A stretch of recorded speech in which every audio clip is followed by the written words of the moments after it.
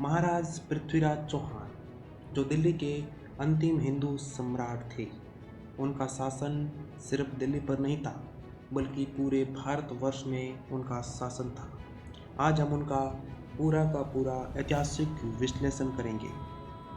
इतिहासकारों द्वारा लोगों द्वारा ये आरोप लगाया जाता है कि इनकी गलती की वजह से भारत से हिंदू सम्राटों या हिंदू साम्राज्य का सदा सदा के लिए अंत हो गया। इनकी एक भूल पूरे भारतवर्ष को महंगी पड़ गई। इसीलिए आजकल महाराज पृथ्वीराज चौहान को लोगों द्वारा भुलाया जा चुका है। आज हम महाराज पृथ्वीराज चौहान का पूरा तुलनात्मक विश्लेषण करेंगे। जो भी दर्शक हमसे जुड़ते हैं तो इस वीडियो को जब तक पूरा नहीं देखेंगे उन्हें महाराज पृथ्वीराज चौहान की अहमियत के बारे में पता नहीं चलेगा। दोस्तों, पृथ्वीराज चौहान के प्रारंभिक और संपूर्ण इतिहास को आप जानते ही होंगे। ऐसा हिंदुस्तान में कोई व्यक्ति नहीं होगा जो पृथ्वीराज चौहान के इतिहास के बारे में नहीं जानता हो। सीधे ही हम आपको ले चलते हैं तराइन के प्रथम युद्ध में और तराइन के द्वितीय युद्ध में, जहां पृथ्वीराज चौहान मोहम्मद गौरी का मुकाबला करने के लिए हरियाणा में मौजूद है। जब पहली बार मोहम्मद गौरी ने हरियाणा के मार्ग से पृथ्वीराज चौहान को चुनौती दी, यानी दिल्ली सल्तनत को या हिंदू हृदय सम्राट पृथ्वीराज चौहान को चुनौती दी, तो महाराज पृथ्वीराज चौहान आगे बढ़कर तराइन के मैदान में पहुंच गए और वहां पर मोहम्मद गौरी की सेना के साथ उनका घमासान युद्ध हुआ। राजपूती सेना के आगे मोहम्मद गौरी की सेना बिल्कुल भी नहीं टिक पाई थी। दिल्ली के गवर्नर गोविंद राज ने एक भाला मोहम्मद गौरी के सिर के ऊपर मारा और वो भाला मोहम्मद गौरी के सिर पे लगा और मोहम्मद गौरी मूर्छित हो गया। मूर्छित अवस्था में उसके कुछ स्वामी भक्त सैनिकों ने मोहम्मद गौरी को वहां से हटा दिया। अधिकांश भारतीय इतिहासकार मोहम्मद गौरी का पीछा न करना पृथ्वीराज चौहान की भारी भूल बताते हैं। इतिहासकारों का मानना है कि अगर पृथ्वीराज चौहान मोहम्मद गौरी का पीछा करते या उनको पकड़ते, गिरफ्तार करते तो स्थितियाँ बदल सकती थी और मोहम्मद गौरी है वो दिल्ली पर वापस आक्रमण करने का विचार ही नहीं करता। इतिहासकार पृथ्वीराज चौहान की ये भारी भूल मानते हैं, लेकिन दोस्तों हकीकत बात कुछ और ही है। अगर हम इतिहास को उठाकर देखें तो पृथ्वीराज चौहान हिंदू धर्म से संबंधित थे और उन्होंने बचपन से ही रामायण, महाभारत, पुराणों आदि वेदों का अध्ययन किया था। उनको बचपन से ही ये बात सिखाई गई थी कि किसी भी निशस्त्र घायल अवस्था में और भागने वाले शत्रु पर कभी भी पीछे से आक्रमण नहीं किया जाता, उनका पीछा नहीं किया जाता।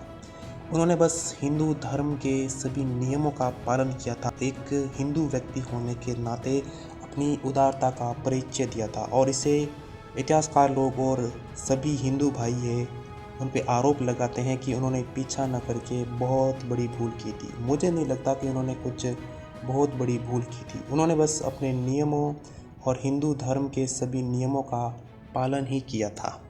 दूसरा आरोप पृथ्वीराज चौहान पर इतिहासकार ये लगाते हैं कि उन्होंने तराइन का प्रथम युद्ध जीतने के बाद भोग विलासिता में डूब गए और यही नहीं, उन्होंने कनौज के शासक जयचंद की पुत्री का अपहरण कर लिया, जिससे कि जयचंद जैसे शक्तिशाली शासक को उनके विरुद्ध खड़ा कर दिया।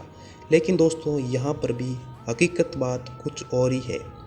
जयचंद की पुत्री संयोगिता और पृथ्वीराज चौहान के प्रेम संबंध बहुत ही पुराने थे। उनके प्रेम संबंध बचपन से ही चल रहे थे और इस बात की जानकारी जयचंद और उनकी पत्नी को भी थी। इस बात को यहाँ पर सही नहीं ठहराया जा सकता क्योंकि जयचंद को दिल्ली की सत्ता या दिल्ली की राजगद्दी चाहिए थी। उनको उनके प्रेम संबंध से कोई मतलब नहीं था, उनको उनके प्रेम संबंध से कोई समस्या नहीं थी। उन्होंने मोहम्मद गौरी का साथ इसलिए दिया क्योंकि जयचंद को उम्मीद थी कि इसके बाद दिल्ली की गद्दी पर उनका शासन होगा और उनकी ये गलतफहमी भी दूर हो गई। इतिहासकार पृथ्वीराज चौहान की तीसरी भूल उनकी राजनीतिक चेतना को बताते हैं। इतिहासकारों का मानना है कि राजनीतिक चेतना के मामले में पृथ्वीराज चौहान बहुत पिछड़े हुए। दरअसल 1192 ईस्वी में एक साल बाद मोहम्मद गौरी ने भारत पर आक्रमण कर दिया। इस आक्रमण का जवाब देने के लिए पृथ्वीराज चौहान तराइन के मैदान में एक बार फिर आ डटे, लेकिन मोहम्मद गोरी ने पृथ्वीराज चौहान को संधि वार्ता में फंसाए रखा और पूरे दिन उन्होंने संधि वार्ता की और उन्होंने पृथ्वीराज चौहान को कहा कि हम संधि करने के लिए आए हैं, मैं भारत पर आक्रमण करने के लिए नहीं आया हूँ। इतिहासकार इस बात पर तर्क देते हुए कहते हैं कि ये पृथ्वीराज चौहान की बहुत बड़ी भूल थी, क्योंकि उनको एक शासक होने के नाते यह मालूम होना चाहिए कि उनके विरोधी देश का राजा या विदेशी आक्रमणकारी अगर 1 साल बाद ससैन्य सहित मौजूद होता है तो इसका मतलब जान लेना चाहिए कि वो आक्रमण करने के उद्देश्य से ही आया है और सामने वाले शासक यानी पृथ्वीराज चौहान को जागृत रहना चाहिए। लेकिन दोस्तों, यहाँ पर भी हकीकत बात कुछ और ही है। दरअसल जब पृथ्वीराज चौहान तराइन के मैदान में पहुंचे तब गोरी कुछ ही संत सैनिकों के साथ वहाँ मौजूद था।